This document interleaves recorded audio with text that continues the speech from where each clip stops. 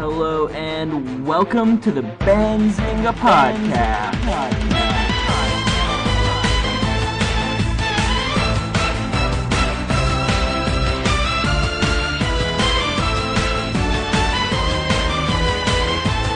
Hello and thank you for tuning in to another great episode of the Benzinga podcast. I really enjoyed listening to this interview this week, and I think you will too. We have a conversation between Benzinga's Alex Schiff and Bruce Bartlett. Bruce is a widely read columnist for the Fiscal Times. He has worked for the United States Treasury Department. He's the author of several books, and he's also written for several other publications, including Forbes magazine.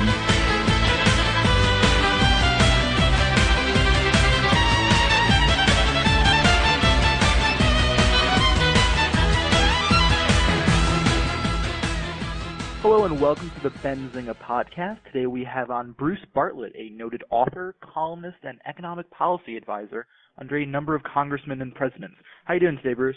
Just fine. Great, glad to hear it. Let's get right into the questions. You started your adult life as a historian, but then made the jump to economics. Could you tell our listeners how and why you made the switch? Well, it was really very simple. I was sitting in class one day at Georgetown, and this was in the mid-'70s, and I just suddenly had the revelation that there was no future in academia. and that I just decided the chances of my getting a tenure-track position at a university was just about non-existent. And I got up and walked out of class. I remember I was halfway through a class, and I just walked out and took refunds on all my courses and, got it. Well, at the time, I was already working on Capitol Hill. In fact, I was working for a congressman who's still rather well-known, named Ron Paul. And I decided to make my career, working in that field. How did you get started with Mr. Paul? Well, I was looking for a job, and one day I saw a small story in the Washington Post saying that there had been a special election down in Texas, and that a congressman had been elected, and his opponent had accused him of being to the right of Barry Goldwater.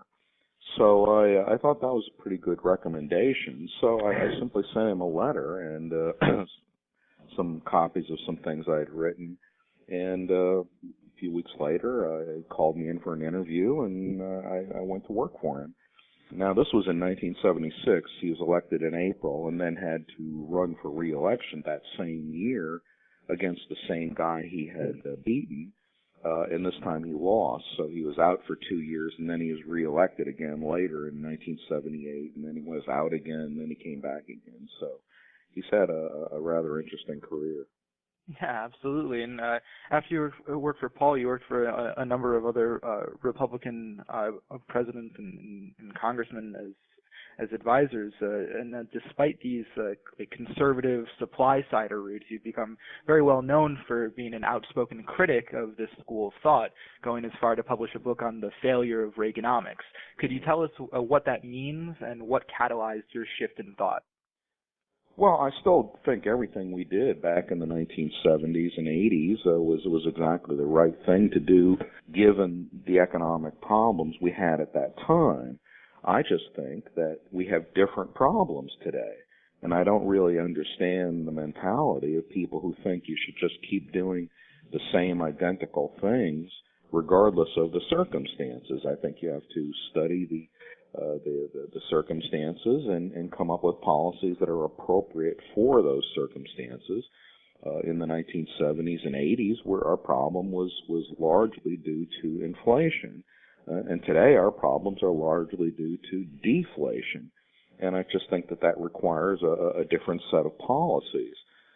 So it's really just a matter of analysis, that's all. You also once wrote that John Maynard Keynes was really a conservative in one of your columns. Could you explain what that means to our listeners? Well, what I was trying to say is that is contrast the view of Keynes, which many silly people have, of him being some sort of socialist, when in fact he was very much opposed to socialism, and his policies were developed for the purpose of saving capitalism from socialism. We forget in the 1930s the threat was from the left. The socialists got 1 million votes in the 1932 election, and you had the communists in control of Russia and National Socialists in control of Germany and elsewhere. And so Keynes was very much afraid of those movements, and rightly so.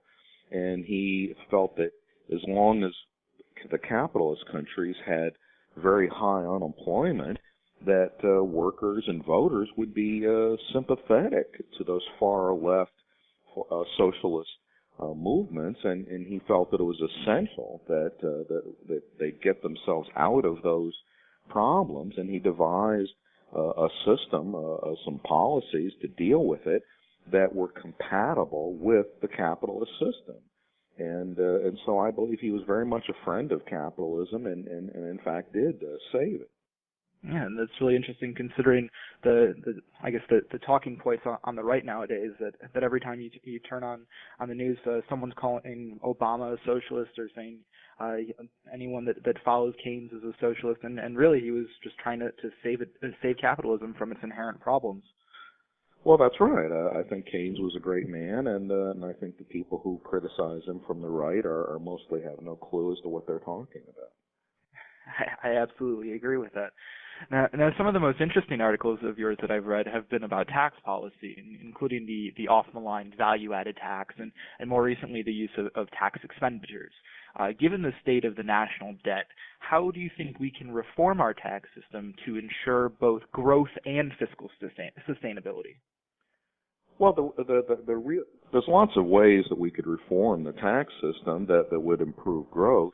But that's really, in a way, a secondary problem. Our primary problem is raising enough revenue to pay for the costs of government. Now, I'm really more of an agnostic than people think I am as to the size of government. I'm perfectly happy to cut spending. The question is, how do you get the votes? And this is something that my conservative friends just completely gloss over. They talk about the size of government as if it's something that can be cut as easily as a hot knife through butter, and it really doesn't work that way. You've got to find some package of policies that you can get a majority support in the House and at least 60 votes in the Senate. And I just don't think it's very realistic to think that we're going to have a package that just slashes government spending and while not raising a single penny of additional revenue. I just think that's grossly unrealistic. And so I believe that, eventually the markets are going to force Congress to act on the deficit problem. And when that day comes, the higher taxes will inevitably be a big part of that package, as it has been in every other country and as it's been in every budget deal that we've ever had in this country. And so the question then is, okay, if we're going to raise taxes, what is the way we can to do it in a way that is least harmful to the sources of economic growth, of saving and investment and labor and things of that sort. And I think if you ask most economists, they'll agree that a consumption-based system is better than an income-based system. And so I think that we need to have some sort of broad-based consumption tax, because the alternative is inevitably going to be that we raise income tax rates. And so I'm proposing a VAT simply to forestall something worse.